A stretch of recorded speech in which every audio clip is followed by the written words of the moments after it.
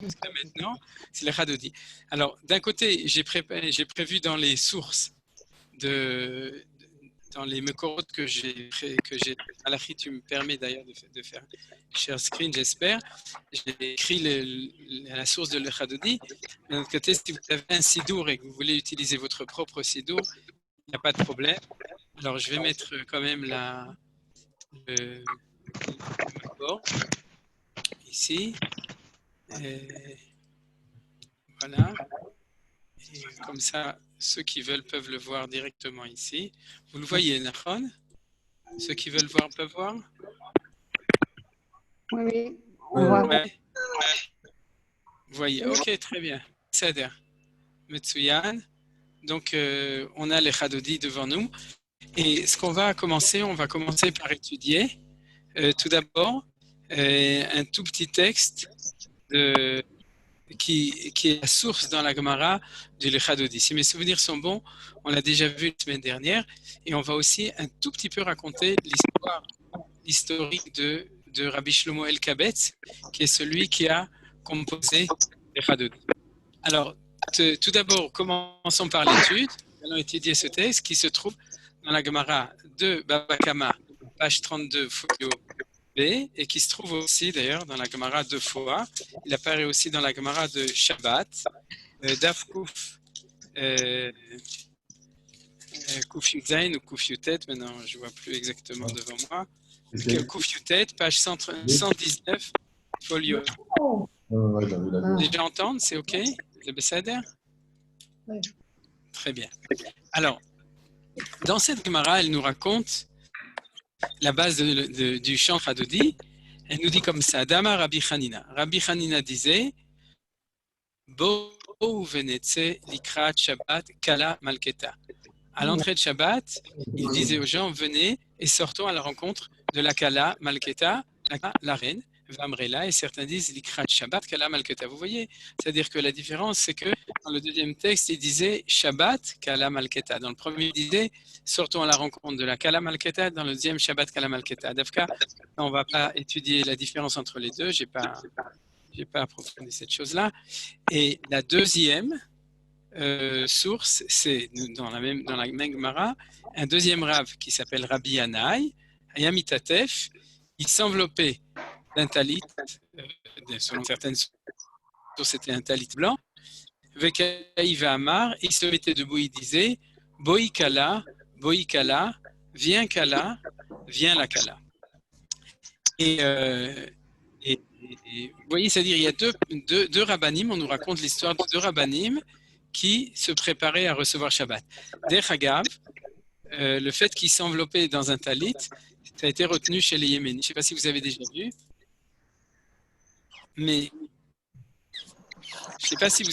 vu, mais les Yéménites, lorsqu'ils vont prier Kabbalat Shabbat, ils s'enveloppent dans leur talit. D'ailleurs, les kabbalistes aussi, ils reçoivent Shabbat enveloppé du talit pour la même raison, parce que Rabbi Yanaï s'habillait avec son talit pour pouvoir recevoir le Shabbat. Et nous, on ne fait pas comme ça, on s'habille joliment, mais on ne se met pas un talit.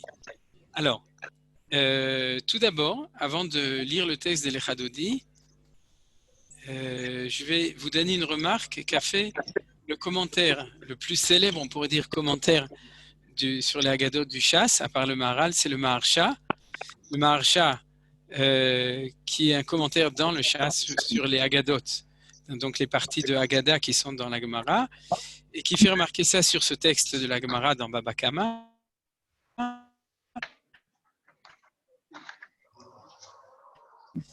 Il remarque de Rabbina et de Rabbi Yanaï. Rabbi Hanina, lui, il disait Bo venetse likrat kala malketa, c'est-à-dire qu'il invitait à sortir pour recevoir la kala. C'est ce qu'on a vu la semaine dernière, vous vous souvenez?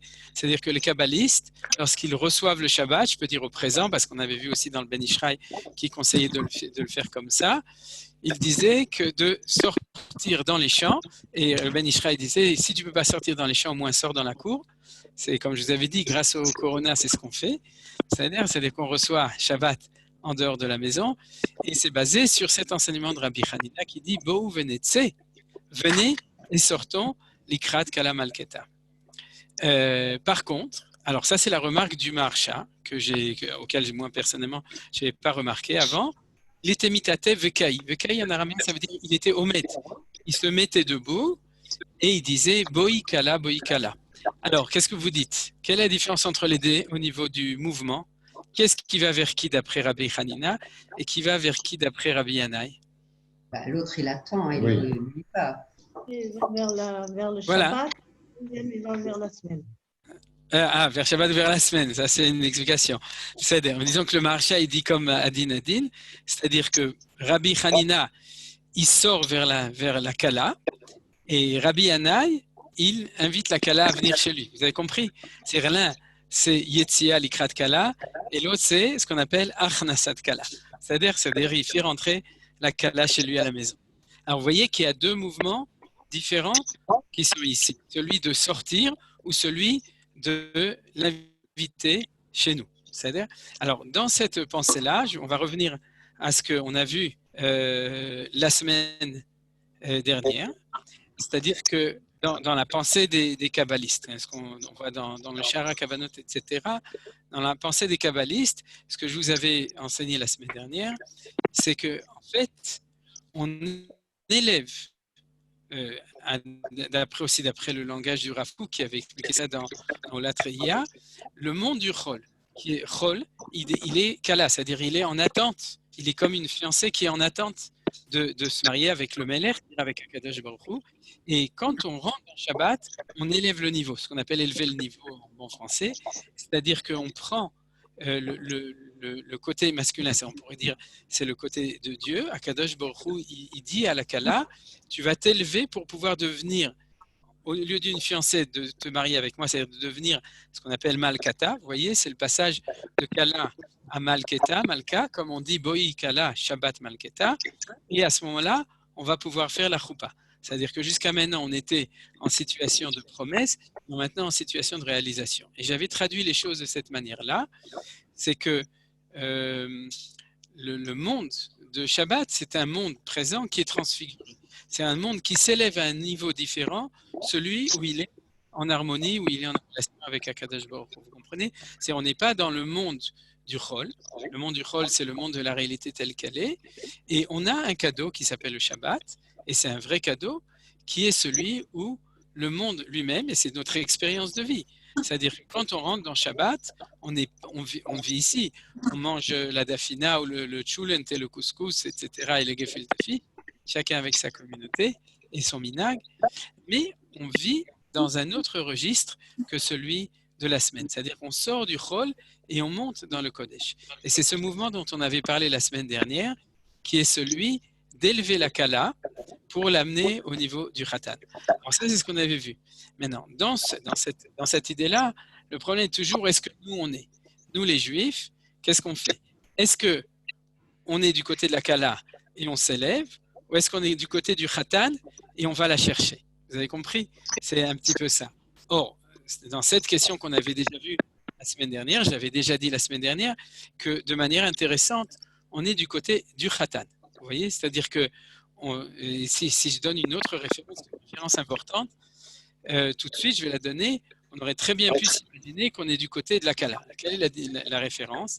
C'est que dans ce mouvement d'élévation, il y a toujours ce qu'on appelle Itaruta de l'Eila, Itaruta de l'Etata. C'est-à-dire, est-ce que c'est celui qui est en haut qui va chercher pour élever celui qui est en bas, ou est-ce que c'est celui qui est en bas qui va essayer de s'élever? Par exemple, quand on parle dans le Gaon de Vilna de la Géoula, on parle toujours de notre temps, qui a ces deux mouvements, et que la première Géoula, celle du Mashiach ben Yosef, c'est celle du réveil d'en bas, c'est-à-dire du fait que le peuple juif, par exemple, décide de s'autodéterminer et de s'élever pour pouvoir s'approcher, de s'élever, par exemple, pour pouvoir monter en Israël. C'est-à-dire qu'il y a toujours deux mouvements qui sont là dans la vie, c'est-à-dire celui qui est déjà en haut et qui vient chercher l'autre pour l'amener, ce qu'on appelle ici Achnasat Kala, et l'autre mouvement, c'est celui qui est en bas et qui s'élève pour monter. Alors, on aurait pu normalement penser dans cette chose-là, c'est qu'on est du côté de la Kala. Vous comprenez ce que je veux dire? C'est-à-dire, nous, on fait partie de la réalité en bas, on est ici toute la semaine, on est en bas, et puis on demande à Akadosh Baruch Hu de nous aider à nous élever. Or, ce qu'on voit ici de manière intéressante, c'est qu'on est toujours du côté, dans le champ, etc., on est du côté du Khatan, c'est-à-dire on est du côté d'en haut, et avec cette pensée d'amener la Kala, de l'amener vers nous, ou bien d'attendre qu'elle vienne. Alors ça, c'est un des points qui est intéressant, mais qui montre malgré tout qu'il y a une certaine dialectique. C'est-à-dire que dans l'approche de Rabbi Hanina, c'est le mouvement du masculin, du Khatan, qui va sortir pour pouvoir amener la Kala. Par contre, la pensée de Rabbi Yannai, lui, il est là et il attend qu'elle vienne. C'est-à-dire qu'il demande à la Kala de s'élever. Vous avez compris? C'est-à-dire, on parle du côté du Khatan, mais est-ce que c'est nous qui faisons le mouvement de sortir, ou est-ce qu'on est là et on lui dit, viens vers nous? Je pense que les choses, elles sont claires. C'est la remarque du Maharsha dans cette lecture des choses. Alors, dans le fond, dans la réponse, vous avez sûrement compris que les deux choses sont, en principe, elles sont vraies. C'est-à-dire qu'il doit y avoir un effort, on pourrait dire, fait du côté de celui qui est en haut, on parle du Khatan, donc pour aller chercher la Kala là où elle est, et puis il faut qu'il y ait un effort de la Kala pour décider de venir, parce que si jamais elle dit non, tu restes avec moi là-bas, par exemple dans ce cas-là, c'est en dehors, dans le champ, c'est-à-dire on avait dit, c'est dans le monde du Chol, ce qu'on avait dit, à ce moment-là, on ne va jamais arriver au Shabbat. Donc il y a un double mouvement qui doit être fait. Est-ce que jusqu'à là, il y a des questions ou il n'y a pas de questions? Vous avez compris? Oui. Au niveau spirituel, si je pourrais dire, je voudrais le traduire de manière, par exemple, par rapport à la Géoula, pas par rapport au Shabbat. Peut-être que ça nous permettrait de mieux comprendre les choses. C'est ce que j'ai dit à propos du Gaon de Vilna sur Mashiach Ben Yosef. C'est-à-dire, est-ce qu'on aide à Kadosh Baruch Hu, au niveau spirituel, à permettre, on pourrait dire, à la Shrina qui est en exil, ou le peuple juif qui est en exil, de revenir en Israël, ou est-ce que on va les chercher là-bas, ou est-ce qu'on va aider les Juifs à décider de prendre leurs valises et de venir? Vous avez compris la différence. C'est-à-dire, est-ce qu'on va être du côté de celui qui éveille, ou est-ce de celui qui porte les valises avec la personne qui doit faire son alia, on l'aide à faire son container pour qu'il puisse le faire, ou bien est-ce qu'on l'inspire, c'est-à-dire on est du côté de Kadosh Baruch Hu. On pourrait dire de manière générale que c'est deux approches différentes, une qui est plus religieuse, spirituelle, et une qui est plus dans la réalité de faire le mouvement. Je parle à propos de la Aliyah, c'est-à-dire, mais à propos du Shabbat, ça pourrait être de la même manière. Alors, où est-ce qu'on va trouver ça dans les Chadodi lui-même? On va le retrouver, vous allez voir, dans tous les Chadodi. C'est-à-dire que dans tous les Chadodi, on va retrouver ce thème, d'ailleurs qu'on trouve aussi dans Shirachirim, du mouvement du Khatan ou du mouvement de la Kala, pour qu'en fin de compte, ils puissent se retrouver ensemble. Maintenant, tout ça, c'est le point essentiel du Shabbat, c'est-à-dire de comprendre, comme on dit toujours chez les kabbalistes à propos de ce qu'on appelle les yichudim. Yichudim, c'est la rencontre, c'est que arriver à un niveau supérieur d'élévation, c'est comme la rencontre comme un mariage entre un homme et une femme. C'est-à-dire c'est l'union qui fait l'élévation de situation.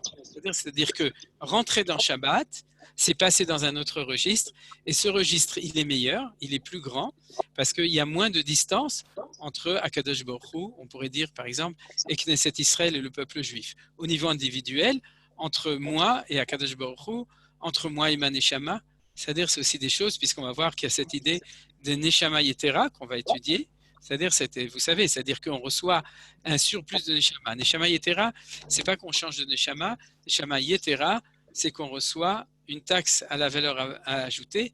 On reçoit 17% de plus. On reçoit, j'ai dit un nombre stable, c'est-à-dire on reçoit une tosefet Neshama. C'est-à-dire on reçoit un rajout, c'est-à-dire on a une élévation en plus. Et comme on voit toujours, cette élévation en plus, c'est toujours cette possibilité de rencontre, de synthèse, de symbiose, c'est-à-dire de mariage, ce qu'on appelle de Choupa, c'est-à-dire Shabbat Malket. Alors regardez, on va étudier maintenant les Chadodi, puisque aujourd'hui c'est notre sujet une fois qu'on a vu ça. Et on va tout d'abord commencer par le Pismon. Alors, vous vous souvenez que c'est Rabbi Shlomo Elkabetz qui l'a écrit, et son nom est inscrit en acrostiche, pas tout à fait, mais disons son nom, pas son nom de famille. Il y a le Shin, le Lamed, le Mem, le Hei, Shlomo, et ensuite A, Lévi. C'est-à-dire il s'appelait Shlomo Alevi Elkabetz, acrostiche. Il a noté son nom Shlomo Alevi. C'est-à-dire, et donc Shlomo Alevi a écrit les Chadodi, et dans les Chadodi, regardez, quelque chose d'assez extraordinaire dans dans le refrain. C'est-à-dire les Chadodi, Likrat Kala, Pene Shabbat, Nekabela. Combien il y a de mots dans le refrain? 2, 3, 4, 5, 6, 7. Il y en a 7. Nifla. Il y en a 7, comme les 7 jours. Vous avez vu? Or, ce n'est pas très logique. Pourquoi ce n'est pas très logique? Parce que comme c'est un poème, il a 8 pieds. Lecha, Dodi, Likrat, Kala, Pene, Shabbat, Neka, Bela. C'est-à-dire, il y a, si vous comptez le nombre de pieds de chaque côté, il y en a en fait Lecha, Dodi, Likrat, Kala, ça fait 8. Pene, Shabbat, Neka, Bela. Ouais, c'est-à-dire s'il y a au niveau de la poésie. Quoi? C'est les syllabes, mais c'est aussi dans un poème. Tu sais, je crois qu'on appelle ça des pieds, je ne suis pas sûr. Est-ce que c'est exact ou non? Qu'est-ce qui est poète ici qui peut nous le dire? Le nombre de pieds qu'il y a dans un poème. Bon, en tout cas, c'est comme ça, c'est un rythme. C'est-à-dire, mais il y a Rabbi Shlomo Alkabetz, au lieu de faire par exemple 4 mots et 4 mots, il a fait 7 mots. C'est-à-dire que c'est dans le rythme du Shabbat, et le mot Kala, c'est-à-dire la Kala, elle est au milieu. C'est-à-dire, il y a 3 à droite, 3 à gauche. Vous vous souvenez qu'on avait promis qu'on parlera de ça aussi, du fait que le Shabbat, il est au centre. Alors, la Kala, elle est au centre. Or, elle n'est pas Stamos. Parce que les Chadodi, c'est comme Rabbi Hanina ou comme Rabbi Yanaï. Comme le premier, Hanina. La personne qui a parlé, on ne l'entend pas très bien. Je ne sais pas qui c'est. C'est Ida. C'est Ida qui a dit Rabbi Hanina. Comme Rabbi Hanina, très bien. Et Pnei Shabbat Nekabela, Non, c'est comme Rabbi Yanaï. C'est-à-dire qu'il y a un double mouvement, vous voyez? C'est-à-dire que la Kala, elle est au milieu. Il y a le mouvement de Rabbi Hanina qui dit Lichadodi Likrat. Sortons à Likrat Kala. Et Pnei Shabbat Nekabela, attendons-la pour pouvoir la recevoir. Donc, en fait, si on mettait un vecteur, on aurait dans ce sens et dans ce sens. C'est-à-dire la première partie, elle va vers la Kala et la deuxième partie, on l'attend pour que ce soit elle qui vienne de l'autre côté. Donc, on a, déjà dans le Pismon, on a l'expression des deux mouvements. Alors, ce qu'on va voir, regardez, c'est que dans tout le chant de l'Echadodi, en fait, on a 3 paragraphes qui sont sur le Shabbat. Le premier, le deuxième et le dernier, Boi Beshalom. Le premier, donc, Shamor Vezachor. Le deuxième, Likrat Shabbat. Et ensuite, le 9e, je les ai numérotés, Boi Beshalom, Boi Kala, qui sont l'appel à la Kala. Mais tous les autres qui sont au milieu, c'est-à-dire entre le 3e et le 8e, ils ne parlent pas du tout de Shabbat. Alors ça, c'est une chose qui est très intéressante qu'on va voir. C'est-à-dire que quel est le point commun et pourquoi est-ce que Rabbi Shlomo Alkabetz, qui avait rédigé ce poème pour l'entrée de Shabbat, il parle de plein d'autres choses, il ne parle pas spécialement, il ne parle pas du tout de Shabbat à ce moment-là. Alors, avant de regarder tout cela, on va prendre justement les 3 paragraphes qui parlent du Shabbat. Regardez, on va étudier le 2e et le 8e, ensuite on va revenir au premier. Le 2e, il est selon qui? Selon Rabbi Hanina ou selon Rabbi Yanaï? Shabbat, Lecho. Donc, c'est comme Hanina. Rabbi Hanina. Exactement. Ah, on ne voit plus Rabbi Hanina, mais en tout cas, vous vous souvenez, c'est-à-dire c'est celui, les Krat Shabbat, le Chouven et le Cha, c'est-à-dire c'est un appel à aller accueillir le Shabbat. Donc la première partie de l'Echadodi, quand on parle du Shabbat, c'est que Rabbi Shlomo Alkabetz nous dit, venez, sortons à la rencontre du Shabbat. Par contre, à regarder, on va voir le dernier, Boi Beshalom Ateret Ba'ala. C'est selon qui? Rabbi Yanaï. Rabbi Yanaï, nachon, Boi Beshalom Ateret Ba'ala. Et la preuve, c'est qu'à la fin, on dit Boi Kala, comme disait Rabbi Yanaï. Vous voyez, il disait Rabbi Yanaï, Kaï ve'amar, Boi Kala.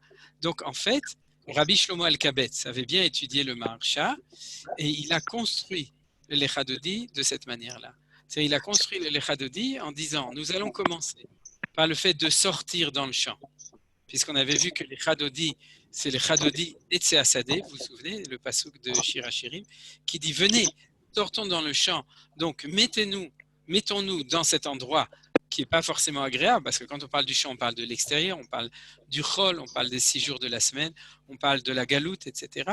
Et le premier appel, c'est allons la chercher là-bas, c'est-à-dire, et une fois qu'on a fait tout ça, une fois que tout ça a été fait, c'est-à-dire qu'on a prié tout ça, à ce moment-là, on lui dit, c'est-à-dire, on est venu et maintenant on t'invite, toi, à venir. Ce qui est l'ordre naturel des choses. Maintenant, vous avez compris l'ordre naturel, c'est-à-dire si Rabbi Hanina a précédé Rabbi Yannai, c'est comme ça que les gens expliquent comme on avait dit, c'est-à-dire Boïkala, c'est qu'on est allé la chercher, c'est comme ça que d'ailleurs on fait dans les mariages. Oui, Mazal Tov à la famille Passantin, à propos de mariage, c'est-à-dire, on va, le Khatan, on l'amène chez la Kala, vous vous souvenez, sur le Kala, pour qu'il voit qui c'est la Kala, c'est-à-dire pour qu'il ne se trompe pas. C'est pour ça qu'il regarde avec le voile. C'est pour ça qu'on appelle ça le qui c'est Kala, qu'est-ce qui c'est.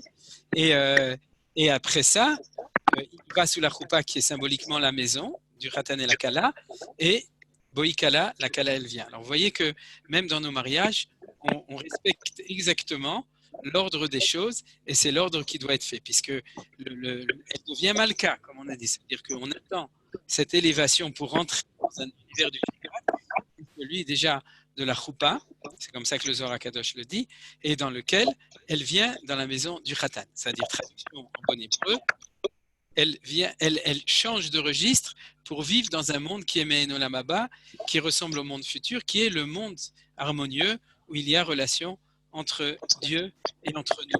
C'est-à-dire, nous, en tant que Kala, de ce point de vue-là, je présente ça comme la Kala, ou le monde, ou le peuple juif, etc., qui est dans la maison du Khatan. On n'est pas en dehors, mais on est retourné dans la maison. Alors, vous avez remarqué déjà ce mivné, et auquel on doit penser.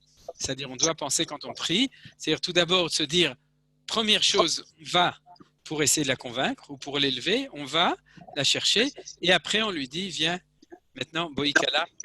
Vous avez vu, donc ce mouvement-là, c'est le mouvement naturel des choses. C'est-à-dire tout d'abord sortir et ensuite la ramener.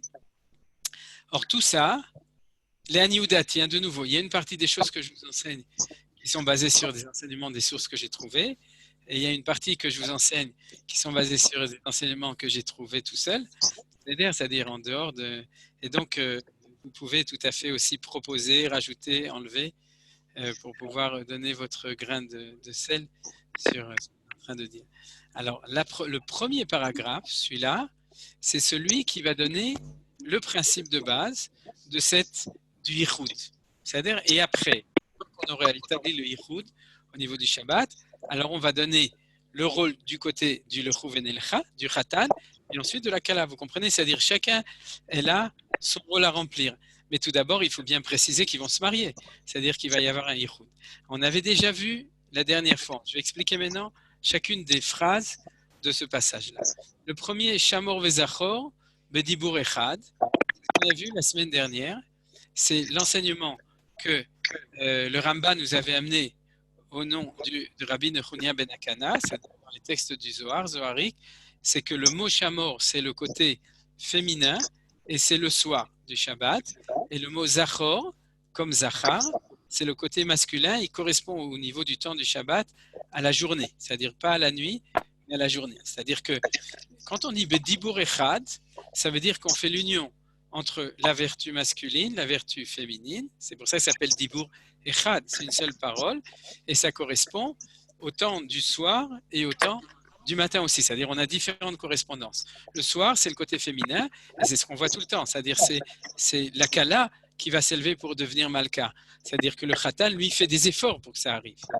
Mais c'est elle qui va s'élever. C'est-à-dire, donc la nuit, le soir, on est dans la Avoda du Shamor, donc d'amener la Kala, et c'est ce qu'on avait vu, c'est-à-dire d'élever tout ça, et Bedibur Echad, c'est-à-dire qu'il va y avoir une union entre les deux.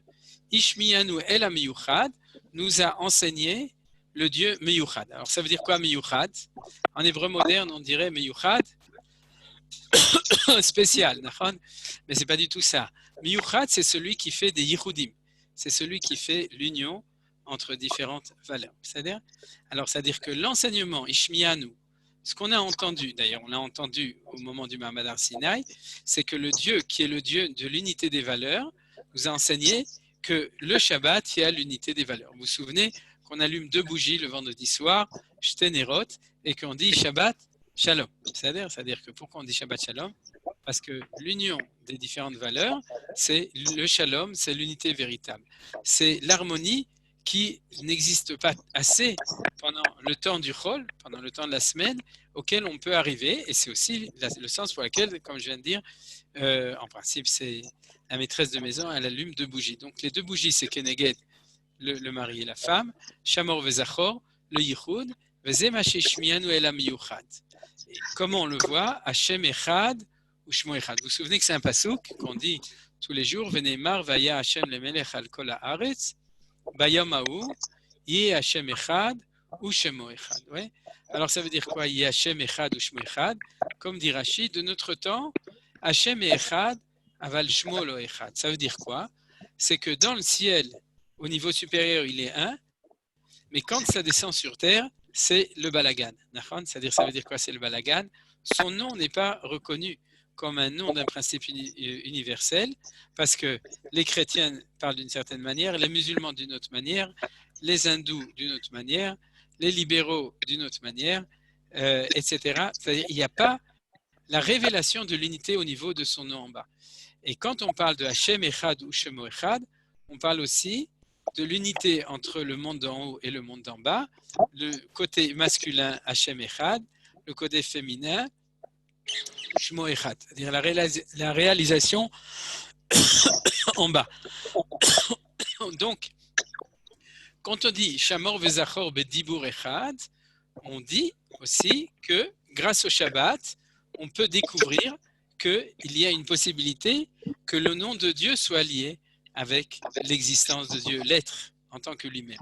C'est-à-dire que c'est le Shabbat, chaque Shabbat, qui nous permet de découvrir que le monde d'ici peut être un monde lié avec le monde d'en haut, que ce soit un monde bon, un monde bien, un monde avec une neshama, un monde avec une harmonie.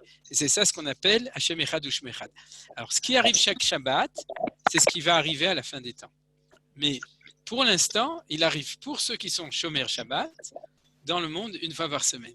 C'est-à-dire qu'ils ont une expérience de ce que sera Mein Olam Haba, ce que sera le monde plus tard. On ne va pas traduire le Olam Haba par le monde futur dans le sens l'au-delà, mais le monde futur dans le sens du monde qui va venir, qui est en train de venir, et celui un monde Metukan, un monde où justement le nom de ce qui se passe dans le monde, il est en harmonie avec l'essence qui est en haut. C'est-à-dire que le projet et la réalité,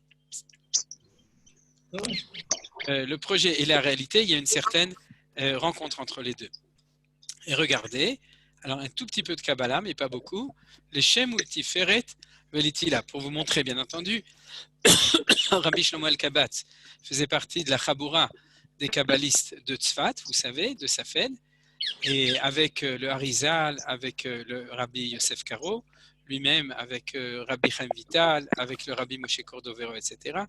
Donc c'est eux ensemble qui ont fait ça. Comme je vous dis ça, je me permets de corriger, parce qu'en plus je l'avais répété, quelqu'un m'avait demandé, il y a 2 semaines, ou la semaine dernière, je vous avais dit que celui qui a institué de faire les 6 Mizmorim avant et Mizmor Shel Yom Shabbat, c'était le Sharei Ora Rav Yosef Jikatila. Et je suis désolé, je me suis trompé, c'est Rabbi Moshe Cordovero. C'était le Guis, le beau-frère de Rabbi Shlomo Al-Kabetz. Et si vous voulez corriger dans vos textes, il y a 2 semaines, mais c'est resté dans la même famille, Rabbi Moshe Cordovero, de Cordoba, était aussi à Tzfat. C'était aussi, comme vous le savez, un des plus grands kabbalistes de l'histoire. Le Ramak, le Baal Tomer de Dvorah, celui qui a écrit le livre du palmier de Dvorah. Et c'est lui qui a institué les 6 Mizmorim avant et Mizmor Shel Yom Shabbat après, bien entendu. Alors vous voyez, c'est une histoire de famille entre Rabbi Shlomo El-Kabetz qui a écrit les Chadodi et entre le Ramak, Rabbi Moshe Cordovero, qui lui a institué tout l'ordre de la Kabbalah Shabbat qu'on a aujourd'hui. Alors, là-dessus, le Shem, vous avez vu, c'est comme Ushmo Echad, c'est le côté du Olam Hazé. Tiferet, c'est le côté féminin. Le Tiferet, comme on dit Baruch Shem Kevod Malchuto Olam Ved. Tiferet, c'est le côté masculin, ce qu'on appelle Zeiran Pin, c'est-à-dire le côté, le Khatan qui va aller avec la Kala. Et Teila, c'est la matrice qui engendre les deux, ce qu'on appelle la Bina. Donc vous voyez que quand Rabbi Shlomo Alkabetz, quand on chante ce premier paragraphe, on est en train, Rabbi Shlomo Alkabetz, il nous fait une introduction de ce dont il va parler. Il va nous dire, pour que le monde soit réussi, il faut faire un yichud, c'est-à-dire il faut qu'il y ait rencontre entre la Kala et le Khatan, et c'est de ça qu'on nous parle ici. Au niveau du Shabbat, dans la première ligne, Shamor Vezachor. Au niveau du deuxième, c'est que c'est Dieu qui fait l'unité des choses. Le troisième, c'est les deux niveaux, Hashem Echad. Et ensuite, on nous dit, dans la montée, le Shem féminin, Tiferet masculin, Teila, c'est celui qui a tout engendré, la Bina, qui a engendré les deux, et qui permet donc, par sa source, de faire l'unité entre les deux. Alors, une fois qu'on a fait cette introduction, alors on nous parle du rôle du Khatan. L'Ikrat Shabbat, le Chouven el Lecha. Donc on nous parle du Khatan qui va, on lui dit venez à la rencontre. Alors ce qui est aussi intéressant, c'est qu'il y a marqué le Chouven el Lecha.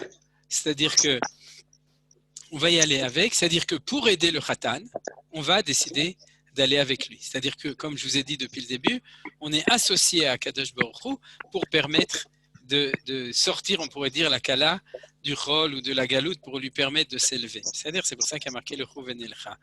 Alors, Kihi Mekor Abracha. Qui est le Mekor Abracha? Qui c'est dans cette chanson?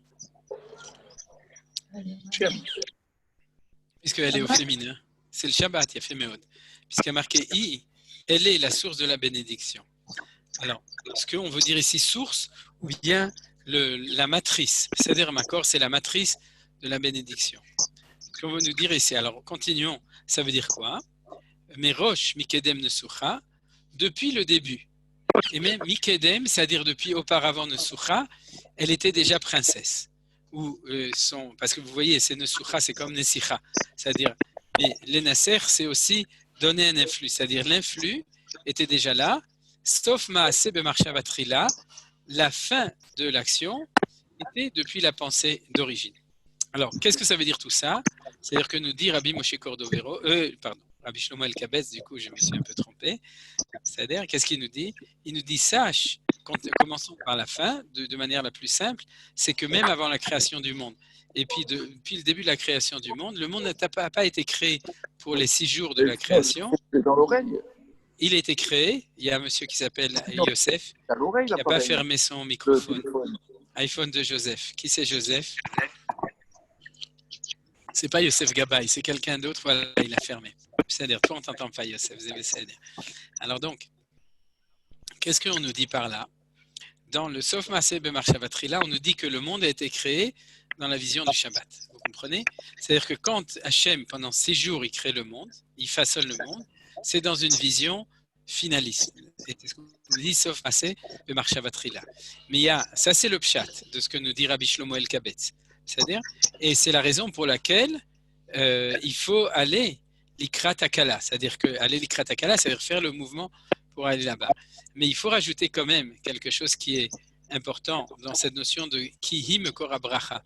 C'est-à-dire qu'une fois que le Shabbat est arrivé, c'est elle qui va être la source de la bracha. Alors ça, on n'a pas expliqué pourquoi. Parce que ça veut dire quoi? Ça veut dire que, a priori, comme on avait étudié jusqu'à aujourd'hui, par exemple dans les premiers cours que maman a rappelé, c'est-à-dire que le Shabbat, c'est l'aboutissement des 6 jours de la semaine. C'est-à-dire on est dans les 6 jours de la semaine, autant au niveau du Créateur qui amène le Shabbat, autant au niveau de nous qui arrivons jusqu'au Shabbat. Mais une fois qu'on est rentré dans le Shabbat, on se rend compte que le Shabbat est la source de la bénédiction de toute la semaine qui vient après. C'est-à-dire que d'un côté, Mishetarach Beshabbat Yochal Beshabbat, celui qui a préparé le Shabbat va manger Shabbat, mais d'un autre côté, c'est celui qui fait Shabbat qui va recevoir de quoi avoir pour toute la semaine après. C'est-à-dire c'est le Shabbat qui amène la bracha pour toute la semaine.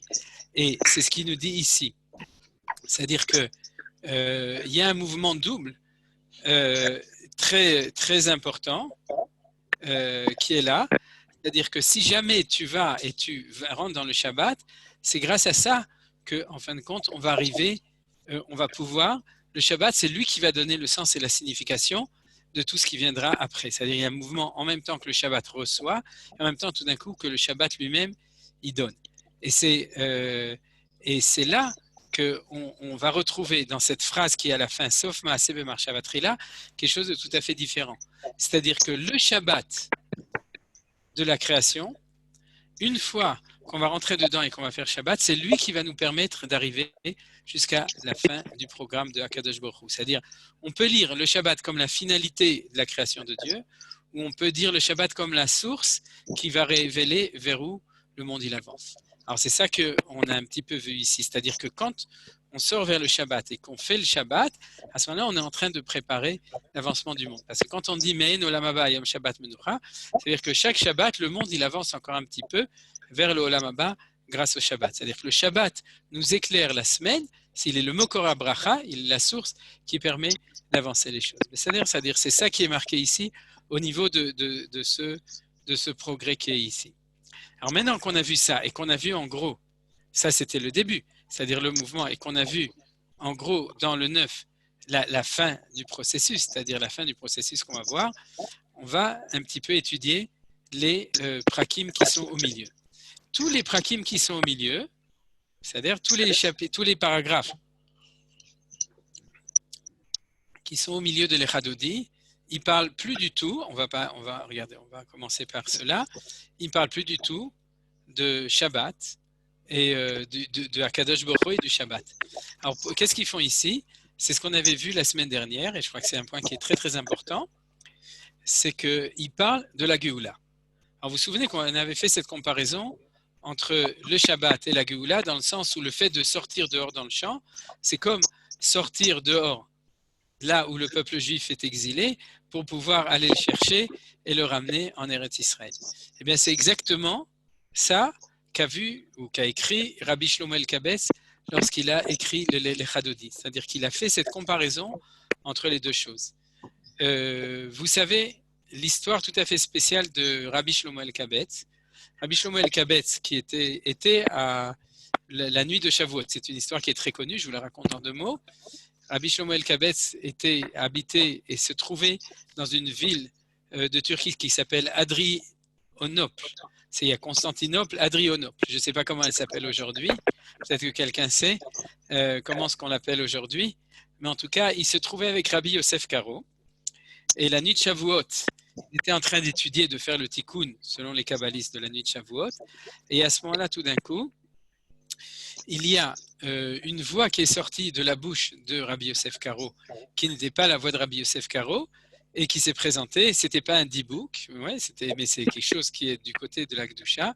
C'est ce qu'on appelle le Magi de Rabbi Yosef Karo. Je ne sais pas si vous connaissez, vous savez qu'on sait, on a par tradition, que Rabbi Yosef Karo avait un Magid. Un Magid, c'est un ange qui intervenait et qui lui parlait. C'est-à-dire il était arrivé à un niveau de prophétie, en tout cas ce qu'on appelle le Ruach HaKodesh. Et il y a énormément de témoignages de tout ce qui était de cet enseignement. Maintenant, tout ça, ça fait partie de tout ce que nous savons, de toute cette communauté des grands kabbalistes qui, en fin de compte, sont arrivés à Safed, dont ces 2. Et qu'est-ce que lui a dit le Maguid? Il a dit, vous êtes assis ici, vous me faites beaucoup de joie parce que vous étudiez la Torah, c'est extraordinaire. Continuez à étudier la Torah, à étudier le Sod, mais il faut que vous fassiez votre aliyah et que vous veniez en Eretz Israël parce que c'est là-bas que vous pourrez dévoiler tout ce que vous avez à dévoiler au niveau des Sodot de la Torah. Et c'est ce qui s'est passé. C'est-à-dire qu'après cette nuit de Shavuot, Rabbi Shlomo Elkabetz a tout de suite fait son aliyah. Rabbi Yosef Karo, il avait une vie assez difficile, ça lui a pris un tout petit peu plus de temps, pas beaucoup, mais ça lui a pris un certain temps jusqu'à ce qu'il arrive en Israël. Et ils se sont retrouvés tous à Tzfat, avec le Rabbi Moshe Cordovero, comme je l'ai dit, avec le Harizal, avec Rabbi Chaim Vital, etc. Toute cette communauté des grands kabbalistes de Tzfat se sont tous retrouvés là-bas. Et ça, c'est l'histoire de Rabbi Shlomo Elkabetz. Comment est-ce qu'il est arrivé?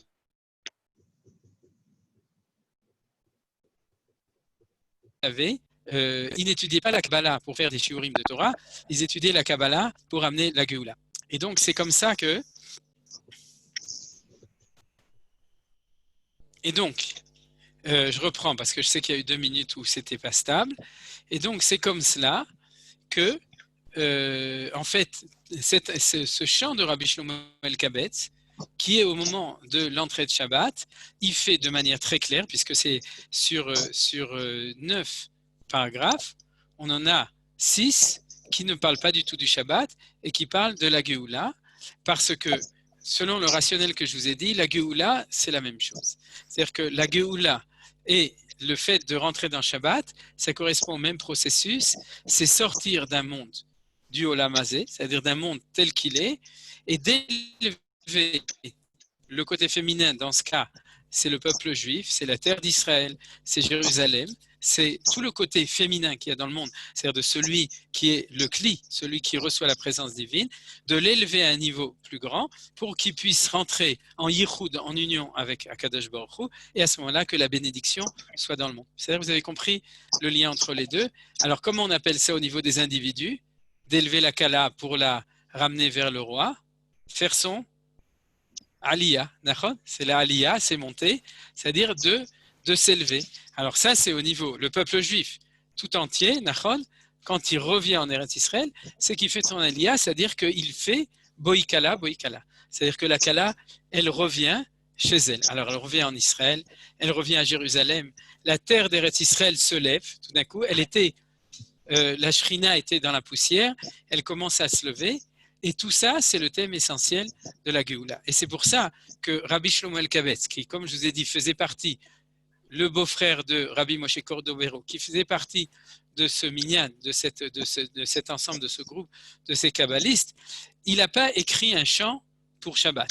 Il a écrit un chant pour nous expliquer le lien entre le Shabbat et le processus de Géoula qui doit suivre le même processus.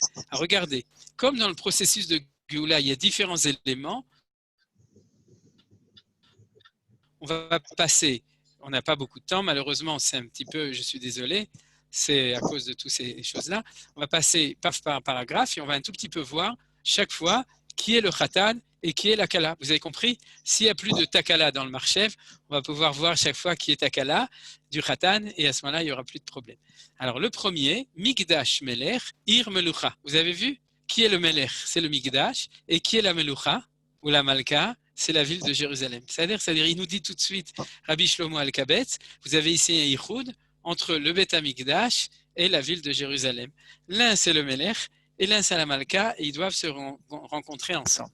Et à Kadosh Baruch Hu, et donc tout ça d'ailleurs, c'est pris, la plupart de ces choses sont inspirées tous de versets du Tanakh, mais essentiellement de psukim que vous connaissez sûrement aussi, en tout cas ceux qui sont érudits parmi vous, de Yeshayahu, c'est les haftarot de Shiva de Nechemta, c'est-à-dire toutes les haftarot pendant les 7 Shabbatot entre Tisha B'Av jusqu'à Rosh Hashanah, la plupart de ces thèmes, ils sont ici et on a toujours, vous le savez, dans Echa au niveau négatif et dans les prophéties justement, essentiellement de Yeshayahu, mais partout, c'est toujours la même chose, c'est-à-dire que Dieu est le Khatan, il y a toujours le côté masculin et féminin, et Knesset Israël, le peuple juif, ou la terre d'Israël, ou Jérusalem, sont la Kala, et il y a un appel de rencontre entre les deux.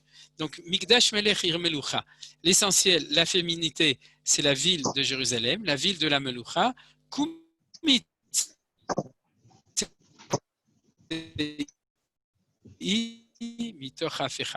vers elle, le Chun Venelcha, on est sorti chez elle et on lui dit sors de Afecha. Afecha, c'est le monde à l'envers. C'est-à-dire, c'est la communauté, comme disait Manitou, c'est la communauté d'Anvers. C'est-à-dire parce qu'elle est à l'envers. Rav l'Archevet Be'emekabacha, tu as suffisamment été installé dans la Emekabacha, c'est-à-dire c'est donc la vallée des pleurs.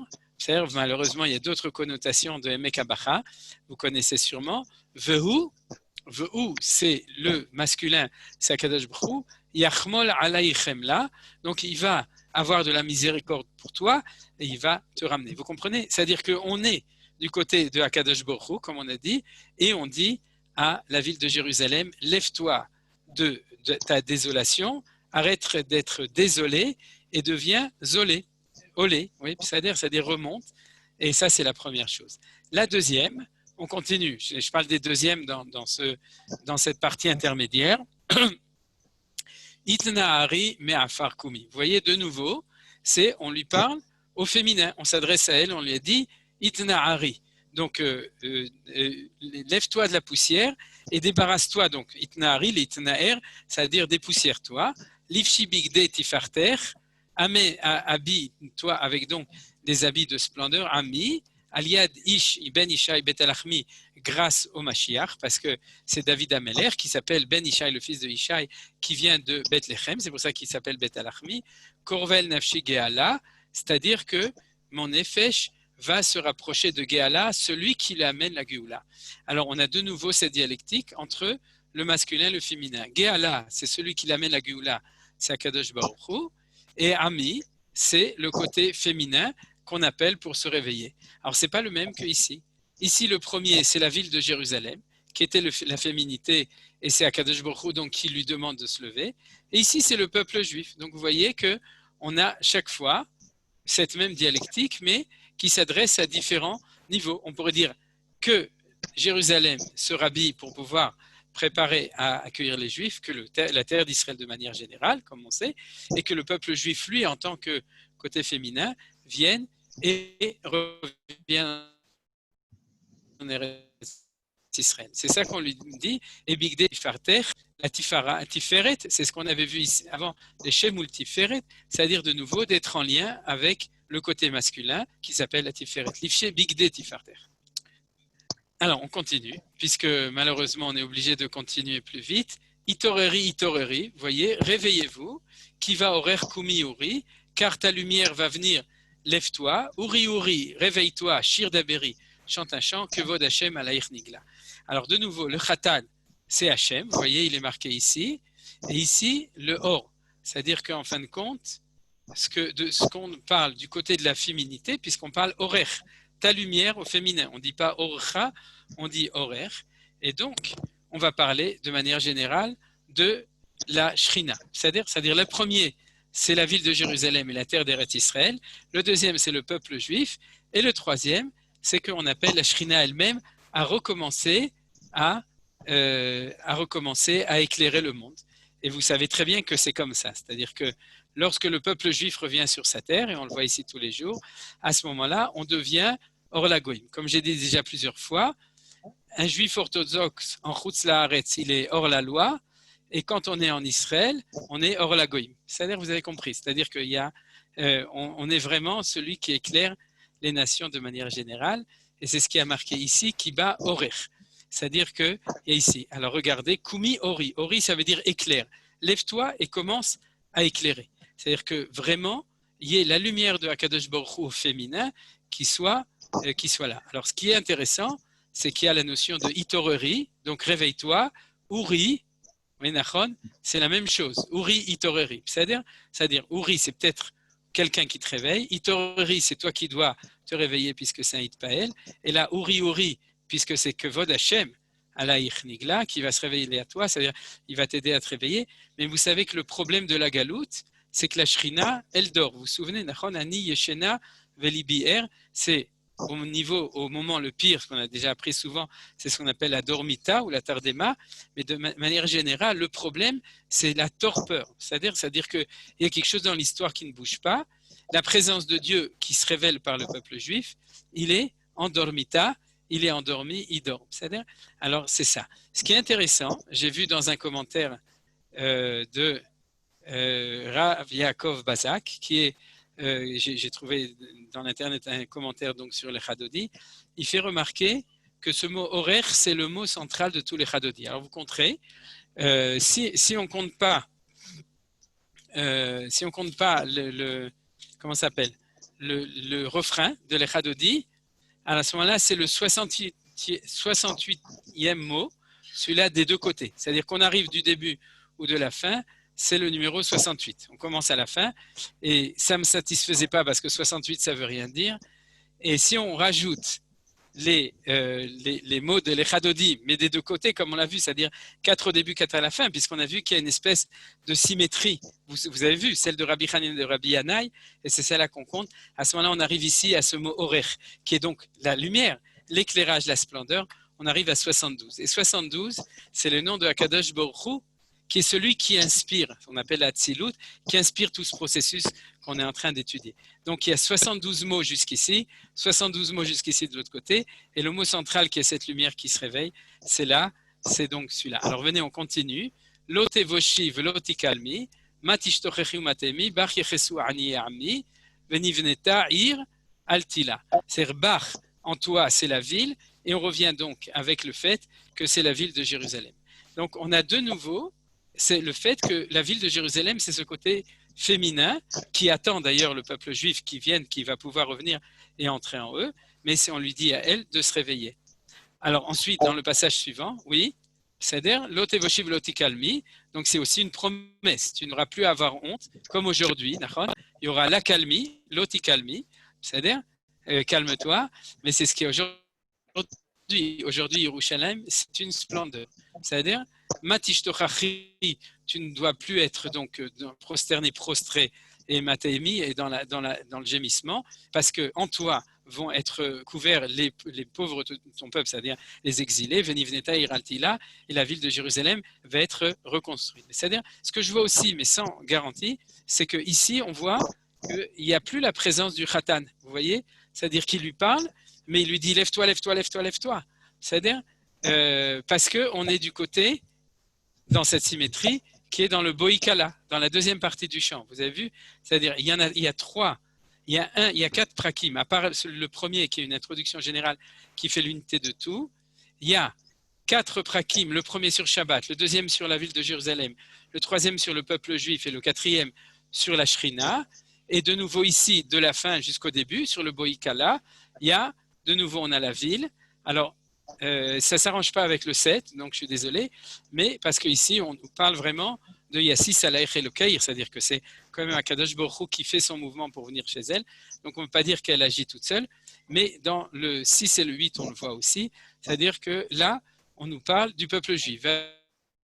C'est-à-dire tous ceux qui t'écrasent seront écrasés. Tous ceux qui veulent t'avaler, ils seront éloignés. Yassis alaïch Eloaïch, et Dieu se réjouira sur toi. Kimzos Khatan al-Kala. Vous voyez que ça, c'est le thème essentiel qu'on a ici du Khatan et de la Kala qu'on attendait depuis le début et qu'on savait, de la réjouissance dans l'union mamash. Yassis alaïch Eloaïch. C'est-à-dire que Kadosh Baruch Hu qui est en haut sera en tant que Dieu sur toi comme un Khatan sur une Kala. Et à ce moment-là, on arrive à Yamin Usmol Tifrotzi Vet Hashem Ta'aritzi Aliad Ish Ben Parti Ben Ismecha Ben Agila, c'est-à-dire étends-toi à droite et à gauche et donc admire ou adore ton Dieu grâce au Mashiach de nouveau. Ish Ben Parti, c'est le Mashiach, Ben Ismecha, et que nous nous réjouirons ensemble, bien entendu Venagila, dans l'exubérance, mais vous voyez que de nouveau on appelle à la Kala, c'est-à-dire dans le 6 et dans le 8, on lui dit viens, Boïkala, de nouveau, mais le Boïkala dans toutes les dimensions, c'est-à-dire qu'ici on pourrait dire que c'est la dimension de même avec à propos de la Shrina, qui était donc Itoreri, de lui dire ça y est, il faut s'étendre, il faut déjà réussir à étendre tes frontières, étendre ta réalité, etc. Et à ce moment-là, on arrive de nouveau au Boïkala. Donc, dans le Boïkala, on voit, pour terminer, que le chant de la Chadodi, il est complètement construit sur la dialectique de Rabbi Hanina et de Rabbi Yannai. C'est-à-dire que tout d'abord un mouvement pour aller chercher la Kala, et ensuite un mouvement de la Kala pour revenir, et c'est ce qu'on lui dit, Boïkala, Boïkala, Boïkala, Shabbat Malketa. C'est-à-dire elle passe du stade de la Kala au stade de Shabbat Malketa, où elle devient la reine parce qu'elle est venue, elle est rentrée dans la maison. Et c'est ce qu'on lui dit ici. Donc, si vous voyez ici, Boï Beshalom, d'ailleurs, on se met debout, on se met comme ça, normalement, comme on a vu dans le Ben Ishraï, on se dirige vers l'ouest parce que la Shrina, le côté féminin est à l'ouest. Quelqu'un avait fait la remarque tout à fait pertinente que dans la synagogue, on a l'habitude de se tourner vers la porte.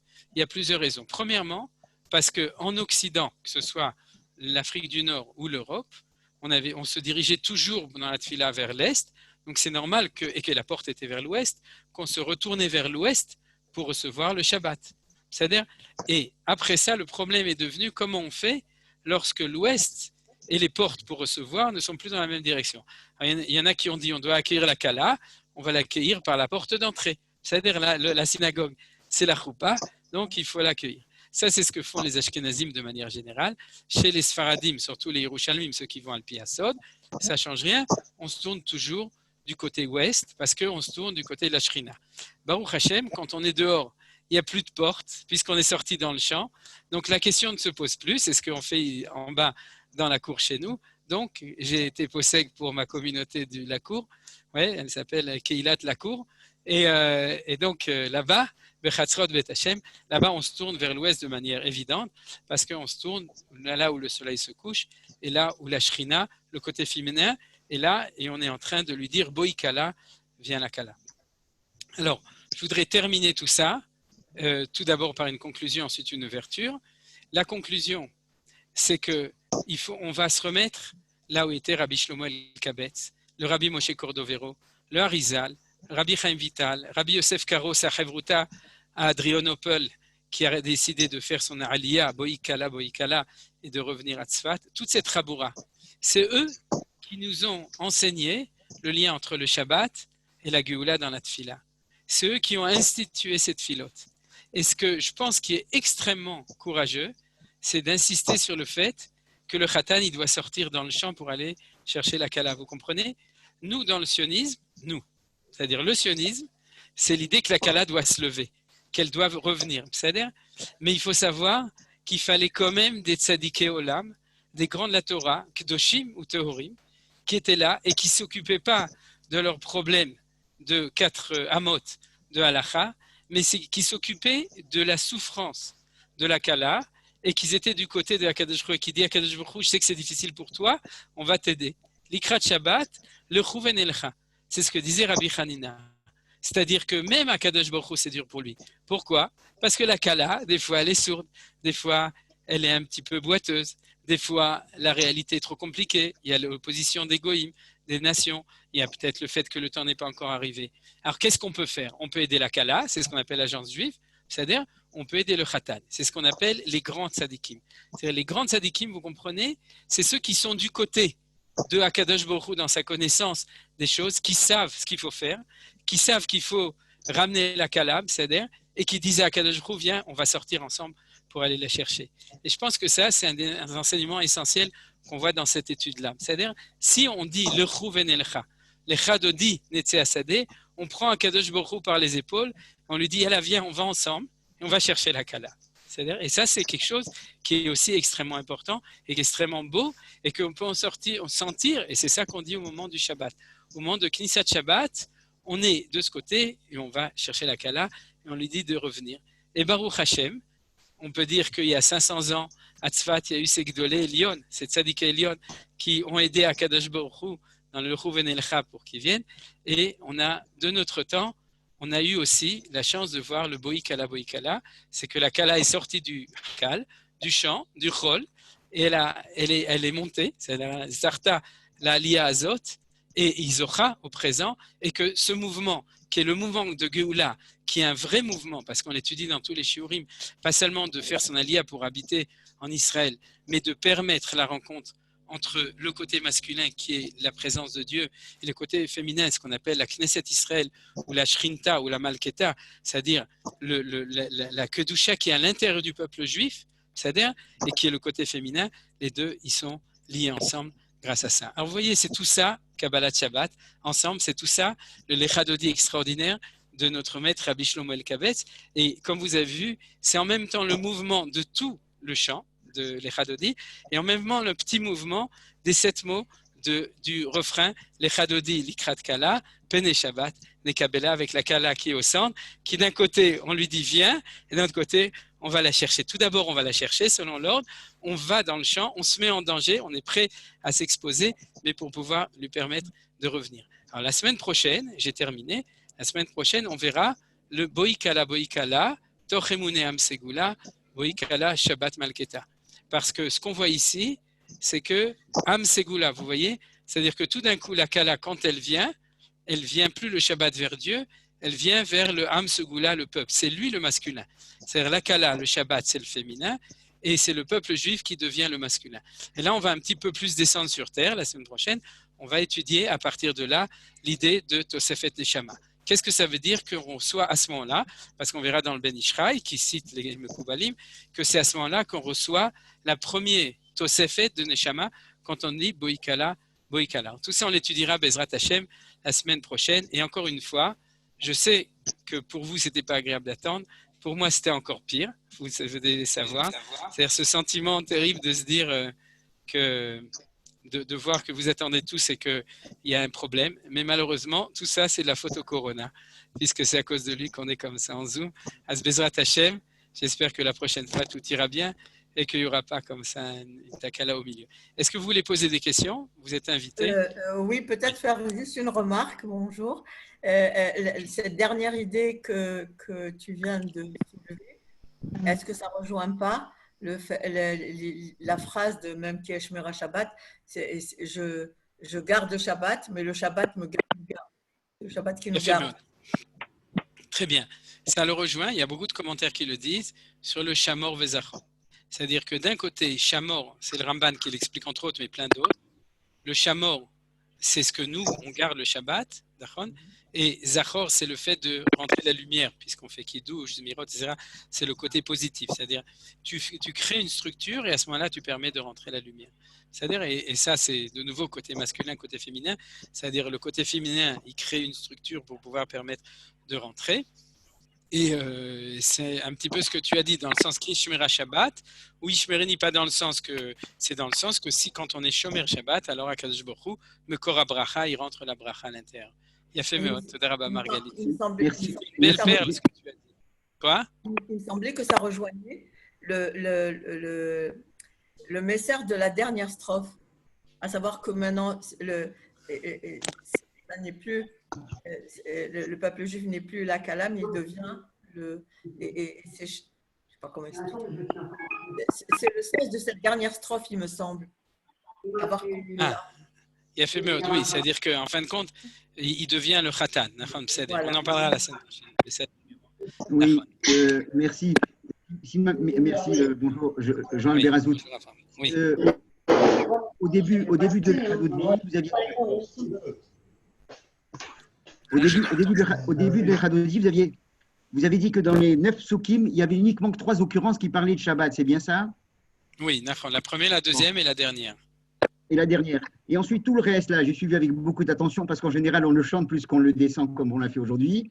Ouais. Comment se fait-il que tout le reste, donc 9 moins 3, donc ça fait 6, et tous les autres soukim ont ce côté très kabbalistique qui est très marqué et qui doit être dit à Shabbat?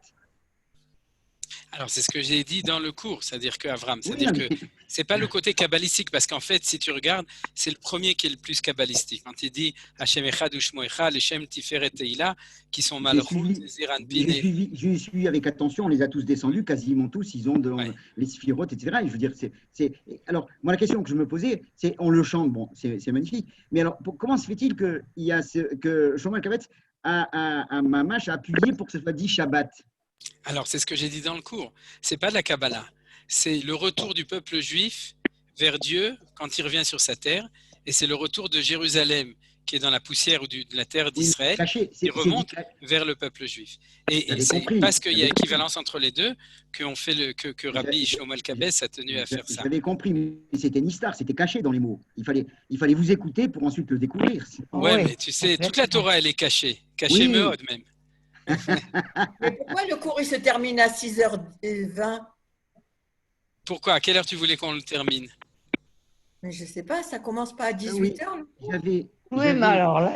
Alors là, je suis désolé, Margalit, mais on a envoyé aujourd'hui que exceptionnellement, uniquement aujourd'hui, parce que mon maître Rav Ebi Van Gort veut donner un cours un peu plus tard, on m'a demandé si j'étais d'accord de le commencer à 5h. Alors il faut absolument que je m'inscrive dans le WhatsApp. Voilà, exactement. C'est ça la solution. Ma dernière question, si j'ai bien compris, le mot Kabbalat Shabbat, il est un peu impropre, puisqu'il y a ces deux mouvements. On fait comme Rabbi Yanaï. Rabbi Yanaï dit je me lève et Boïkala. Donc, si je dis Kabbalat Shabbat, je suis en stature de réceptionner et pas d'aller. Voilà, je suis d'accord avec toi. À mon avis, on l'appelle Kabbalat Shabbat. Parce que le mouvement, il a un ordre chronologique. C'est-à-dire tout d'abord le Lechu Venelcha et ensuite Boïkala. C'est l'ordre de l'Echadodi. C'est-à-dire d'ailleurs très affirmé, puisque à part la première strophe qui est une introduction, c'est la première et la dernière. C'est-à-dire il nous a fait un beau sandwich, Rabbi Shlomo Alkabetz, avec tout le sionisme et toute la rouchaniout de la Géoula au milieu. Et avec, justement, dans le sandwich, le Shabbat au début, le Shabbat à la fin, dans ce sens. Donc, quand on dit Kabbalat Shabbat, c'est qu'on nous donne le programme jusqu'à la fin. Donc, là, maintenant, quand je dirais quand je lirai les Chadodi maintenant. Le problème, c'est que du coup, vous n'aurez pas le temps vous ne voudrez pas suivre avec tout le cas le temps de comprendre. Mais il faut s'habituer. Chaque semaine, vous faites une autre strophe et puis à ce moment-là. C'est pour ça que je viens, je consacre 1 heure. C'est pour ça que je consacre et ne pas apostropher le Chazan à cause d'une strophe qu'il a dit trop vite. Mais de toute façon, il faut savoir que le chant, il n'y a pas de meilleure élévation que le nigout. C'est-à-dire le chant, c'est ça qui nous permet véritablement de s'élever. Bien entendu, si on a plus avec le sens des choses, alors on peut encore mieux prier. Voilà, encore une remarque, une question, Michou Rotsei? Tov. Alors, Bezrat Hashem, à demain pour ceux qui... Bravo, merci beaucoup. Toda, Yosef. Remarquable. Toda, merci beaucoup.